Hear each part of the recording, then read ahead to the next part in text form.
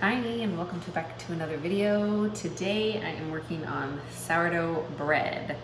A few weeks ago I started a sourdough starter that I bought a little packet off of Amazon. I have tried to make my own starters just from scratch, and for some reason I fail time and time again. Finally I decided just to order one, and I seem to have better luck that way, and it seems to get going well. I've made a few sourdough loaves here and there, and I just haven't had time to film the whole process that I do.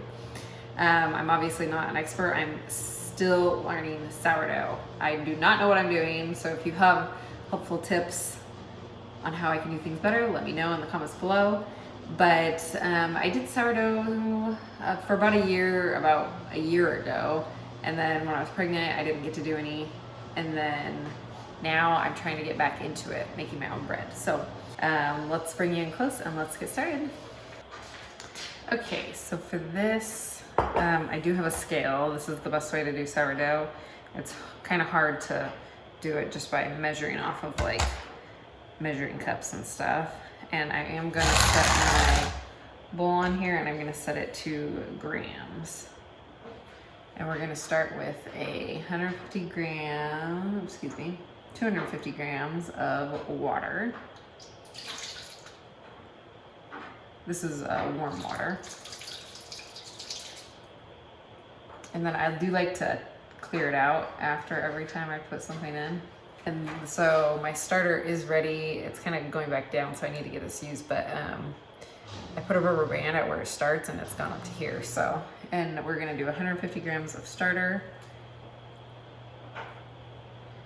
And then you always wanna feed these afterward too.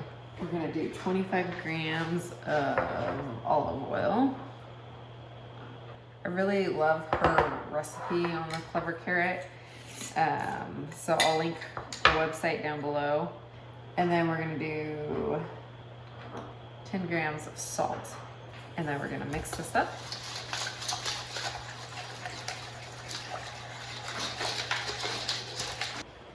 Okay, and then 500 grams of flour. I'm using all-purpose flour. And then I am gonna put a tiny bit of rye flour in. And the reason I like to do rye is I find that my sourdough starters and bread seems to rise better, in my opinion. It just is a lot faster process, so I always like to add some to my bread. Mix everything together. And I like this recipe because it is a little bit of a drier recipe. I'm just gonna add tiny water. Because I have followed some that are just like way too wet, but I don't know, maybe that's how it's supposed to be.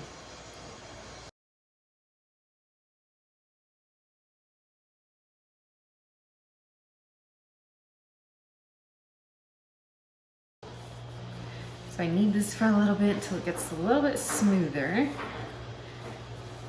And everything's incorporated, and then we are gonna stick it in a Tupperware to let it do our bulk rise. I obviously need to get myself a robe because I always get so messy, and I'm trying not to get my sweater dirty because I don't want to wash it. But it's so cold in our house right now because we are almost out of propane. Okay, I like to put my sourdoughs in this for the rise, the bulk rise, and I just put a little bit of oil in there. And then we are going to stick that in and just kind of turn it a few times to get well coated.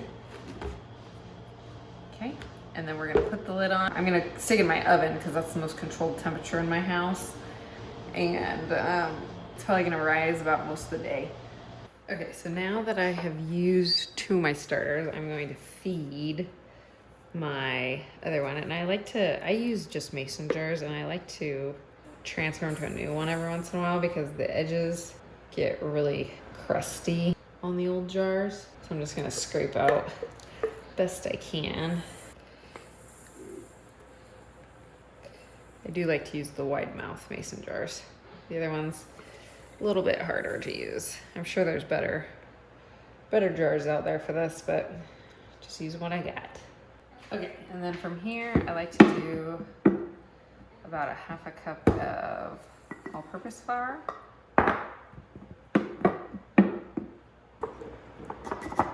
And then we're gonna do about a tablespoon of rack flour. And then we're gonna do about the same, if not a little bit less, of warm water. And I don't really have a good tool to mix these, so I always use the end of a wooden spatula.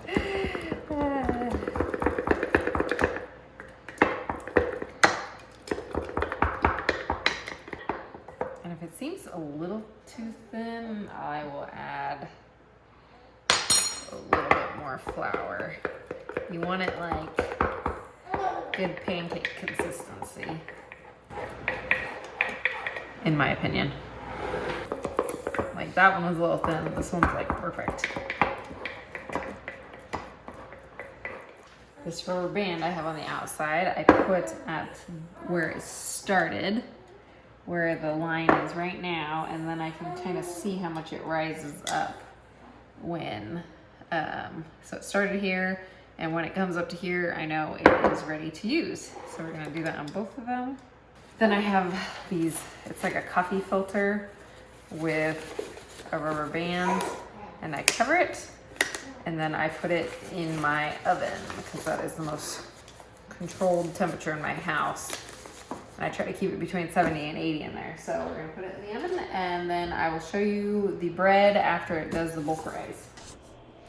Okay, so I want to apologize. I have been very scatterbrained with doing these videos. It has been really hard for me to get in routine with a baby. And I totally forgot to hit record when I was doing this jalapeno cheddar bread. I did show the baking process because this one turned out so beautiful. I feel like this is probably my best one I've done. It just turned out so pretty in my opinion. I am showing you the next day, doing some cinnamon raisin ones. And for this bread, I did use kamut flour. So it did turn out a little bit more dense, the loaves did. But I just wanted to show you how I incorporate different flavors, I guess you could say, how I fold in the different toppings, and how I fold it. I did this one, I didn't let it do the overnight ferment in the fridge, and I highly suggest doing the overnight ferment. The bread just turned out a lot better, and was able to get that second rise in. So I would suggest doing that. For this one was kind of fun. I decided to try something new, and I decided to do freeze-dried strawberries in it. So next time, I definitely want more strawberries in it, but it was a fun kind of way to use up different things, and it's fun to experiment with different kinds of sourdough. So I hope you enjoyed this video, and I will see you guys on the next one. Bye.